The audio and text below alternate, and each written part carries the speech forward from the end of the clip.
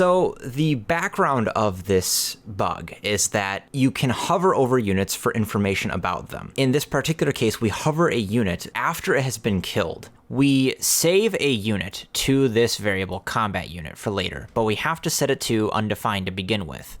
When we create that unit, we will eventually set it somewhere else, and then we check whether it's undefined or not. If it isn't defined yet, we don't run any code necessary to it. When it is defined, that's when we will actually start using it. This avoids a crash. However, there is a problem. If this unit dies, is deleted, is removed, for any reason, it isn't set back to undefined, it's just that unit now that doesn't exist anymore. And what's happening is that when we go through, we check if it's undefined, it isn't, but the unit is still referenced and it doesn't exist. And when we try to use it, it crashes for a different reason. The fix for this is essentially we swap it to something called instance exist and a keyword that GameMaker uses for this.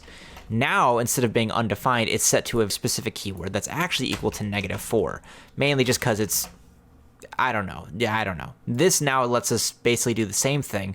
We can check if it exists. We do two things. We say if it is equal to no one, which is the effective equivalent of undefined, or if it doesn't exist in the game, then we won't use this code, which will now fix for both situations. Either we haven't set the unit yet, or the unit doesn't exist. And this will fix a crash that was occurring due to one of the events.